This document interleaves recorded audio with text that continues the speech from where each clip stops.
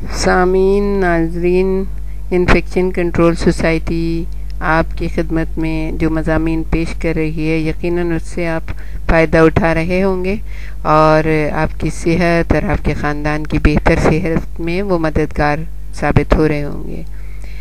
ہم جو آپ کے سامنے مضامین پیش کر رہے ہیں اس میں یہ جو ہم مضمون اب پیش کر رہے ہیں وہ ابتدائی تجزیہ یعنی بکنگ وزٹ جو ہوتا ہے اس کے بارے میں ہم پیش کر رہے ہیں یہ مضمون۔ اس کے بارے میں ہم پہلے آپ کو یہ بتا دیں کہ ابتدائی تجزیہ کس لیے کیا جاتا ہے، کس لیے لیا جاتا ہے۔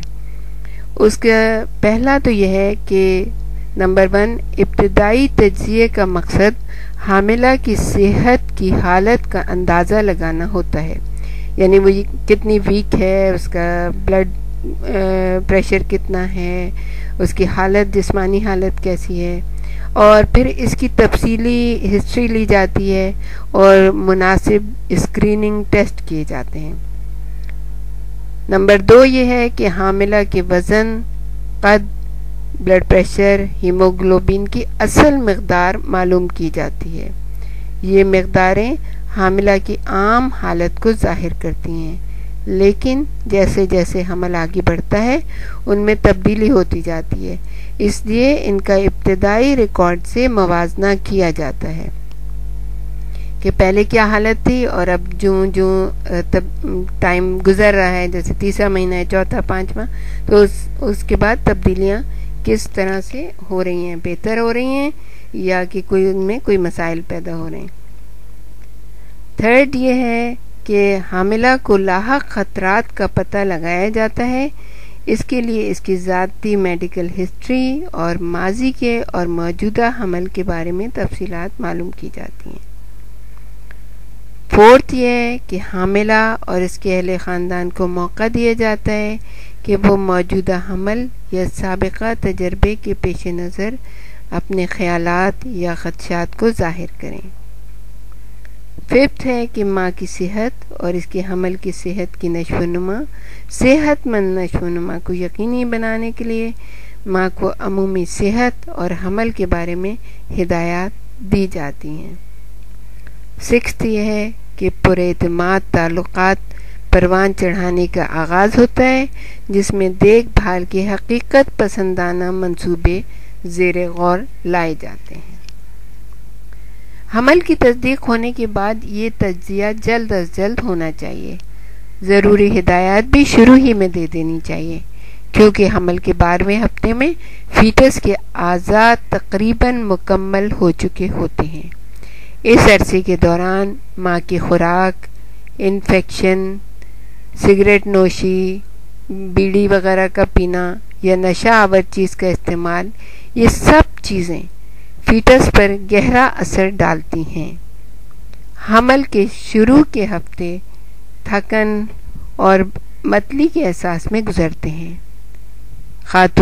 حاملہ خاتون گھبرا رہی ہوتی ہیں کہ ان کے جسم میں کیسی کیسی تبدیلیاں واقع ہو رہی ہیں۔ یہ نہایت اہم وقت ہوتا ہے، لیکن اس وقت عام طور پر اسے مڈ وائف کا تعاون نہیں ملتا۔ البتہ اگر اسے آغاز ہی میں مڈ وائف سے رابطے کی سہولت میسر آ جائے تو یہ تعاون اسے مل سکتا ہے۔ حمل کی تصدیق میں مڈ وائفز کو شامل کیا جانا چاہیے۔ اس کا فائدہ یہ ہوگا کہ حاملہ کے ساتھ اس کا ابتدا ہی میں تعلق پیدا ہو جائے گا اور یہ تعلق ایک دوستانہ تعلق میں بدل جائے گا۔ اگر حمل باقی نہ رہے تو مڈ وائف حاملہ کو تعاون اور مشورے دینے کے لیے موجود رہنی چاہیے۔ اگر شروع ہی سے حمل کے گرنے کا خطرہ ہو تو ابتدائی تجزیہ ملتوی کر دیا جاتا ہے اور اس وقت کیا جاتا ہے جب حمل اچھی طرح ٹھہر چکا ہو۔ اگر قابل افسوس بات یہ ہے کہ انتظامیہ نااہل ہو تو ریفر کرنے کا سلسلہ بہت سست ہوتا ہے اور اس میں بہت زیادہ پرابلم پیدا ہو سکتے ہیں۔ زچگی سے پہلے تک کی دیکھ بھال کی کئی اسکیمیں ہوتی ہیں۔ ہر اسکیم میں حاملہ کی طبی دیکھ بھال کے مقام، زچگی کرانے کے مقام اور اسپتال میں ٹھہرنے کے عرصے کے بارے میں انتخاب کے 1 سے زیادہ مواقع حاصل ہوتے ہیں۔ پہلا تاثر عموماً دیر پا ہوتا ہے، اس لیے اس پہلی ملاقات میں حاملہ کے ساتھ جیسا رویہ رکھا جائے گا وہی اس کے ذہن پر نقش ہو جائے گا، اور اگلی تمام ملاقاتیں اس پہلی ملاقات کا عکس ہوں گی۔ اس لیے مڈ وائف کو حاملہ کے ساتھ دوستانہ رویہ رکھنا چاہیے اور اپنی فکر اور اپنے رویے میں اسے اہمیت دینی چاہیے کہ وہ اس کے لیے کتنی اہم ہے۔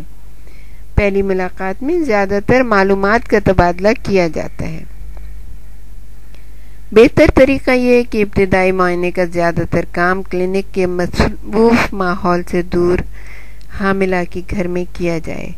اس طرح مڈ وائف حاملہ کو اس کے اپنے گھریلو ماحول میں اچھی طرح سے جان سکے گی۔ مڈ وائف گھر کے دوسرے افراد سے بھی مل سکتی ہے، اس طرح اسے حاملہ کی ضروریات کا زیادہ بہتر طور پر اندازہ ہو سکے گا۔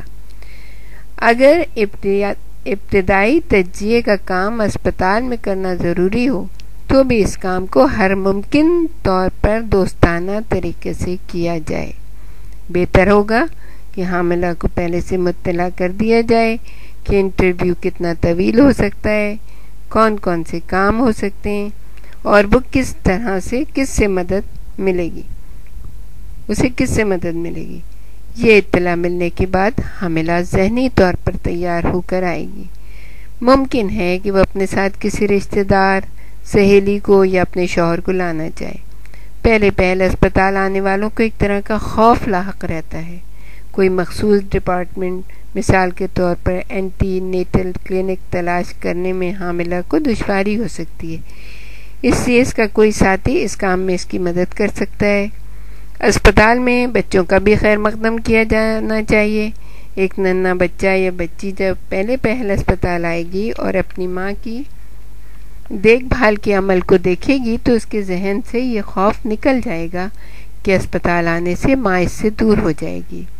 اگر ماں کو اسپتال میں داخل ہونا پڑے تو بچے اس کے لیے ذہنی طور پر بھی تیار ہو سکیں گے۔ بچوں کو کھیل میں مگن رکھنے کے لیے اسپتال میں اگر کوئی نرسری ہو تو بہت اچھا ہے، وہ کھیل میں لگ جائیں گے اور مڈ وائف اور حاملہ اطمینان سے بات چیت کر سکیں گی۔ ابتدائی جائزے کا کمرہ ہر ممکن حد تک بے تکلف ہوگا تو حاملہ بھی اطمینان محسوس کرے گی اور مڈ وائف کے سوالوں کے جواب بہتر طور پہ دے سکیں گی۔